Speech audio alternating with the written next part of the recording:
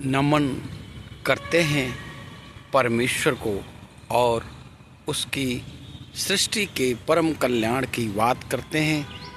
इस वीडियो में आप ये देख रहे हो, इस स्टोन पार्क में जयपुर के अंदर विभिन्न प्रकार के वृक्ष आपको पूरे स्वच्छंदता से अपना अपना पालन करते हुए और बिना किसी दूसरे अन्य पौधे को नुकसान पहुँचे हुए किस प्रकार आराम से रह रहे हैं। यही सृष्टि में मानव की भी स्थिति होनी चाहिए। ऐसी कल्पना परमात्मा के द्वारा अपनी सृष्टि को चलाने के लिए की गई है। लेकिन अभी अभी आप देख रहे हो,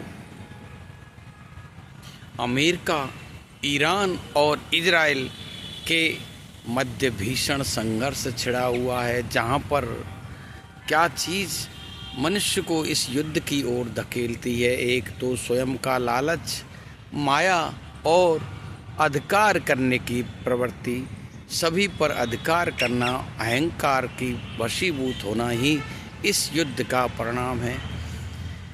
ट्रंप को और जो भी युद्ध के शुरुआत करने वाले हैं, उनको ये बात ज़रूर सोचनी चाहिए। जिस दिन उनका जन्म हुआ था, उस दिन वो किस तरह से मुट्ठी बंद करके आए थे। मुट्ठी बंद गोपाल आगमन कर खोले गमन यार है।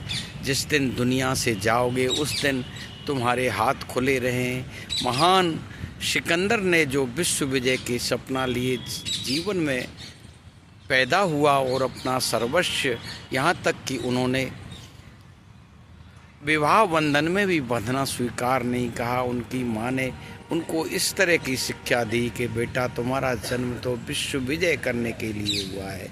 लेकिन उन्होंने भी अपने सहयोगियों से एक बात कही थी, एक काम करना, जब मैं मरूं तब मेरी जनाजे में मेरे हाथों को बाहर निकाल देना। कफन से जो वस्त्र उड़ाते हैं, हिंदुस्तान में उसे कफन बोलते हैं, अलग अलग दुनिया के भागों में उसे अलग अलग बोलते होंगे। इस प्रकार उन्होंने अपने सेना नायकों और अपने सहयोगी मंत्रीगणों से कहा। वही उन्होंने सिकंदर, जब उसका मृत्यु यात्रा निकल रही थी, तो लोगों ने देखा सिकंदर के वही भुजदंड जो बड़े विशाल हुआ करते थे और जो अपने आगोश में पूरे विश्व को लपेटना चाहते थे, वो बाहर निकले हुए हैं। उनके हाथ में कुछ भी नहीं है।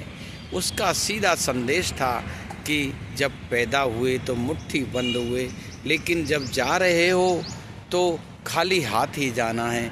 क्यों किसी की जीवन में बिना बात का अधिकार करने की सोचते हो, जब परमात्मा और प्रकृति ने उन्हें स्वयं अलग अलग बनाया है तो उनको फलने फूलने दो।